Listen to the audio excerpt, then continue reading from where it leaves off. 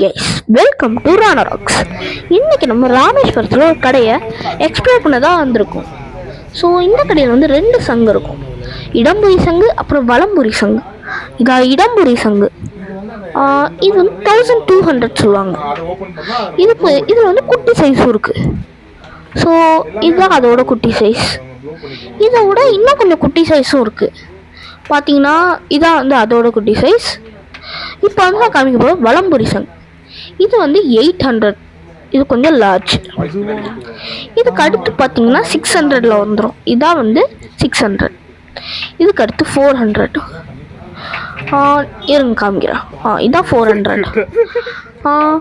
இங்கே மொத்தம் இடம்புரி சங்குனா இடது பக்கம் ஓப்பன் ஆகிருக்கும், வலம்புரி சங்குனா வலது பக்கம் ஓப்பன் ஆகிருக்கும். இதுதான் இருக்கிறதுல லீஸ்ட் 300 ருபீஸ். இங்கே வந்து குட்டிலேருந்து பெருசு வரை எல்லாமே இருக்கும்.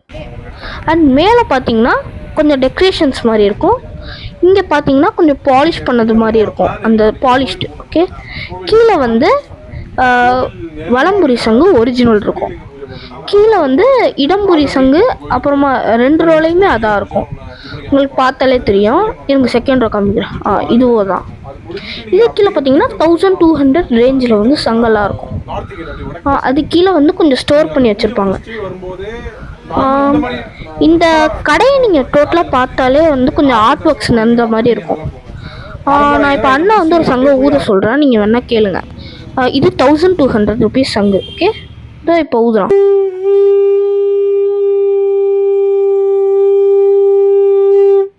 இந்த கடையோட ஆம்பியன்ஸ் நீங்கள் வெளிலேருந்து பார்க்கும்போது இப்படி தான் இருக்கும். ஸோ உங்களுக்கு பார்த்தாலே தெரியும். இங்கே வந்து நிறைய ஆர்ட் ஒர்க்ஸ்லாம் இருக்கும். அண்ட் இந்த கடையோட பேர் என்னன்னு பார்த்தீங்கன்னா shell house, Rameshwar shell house.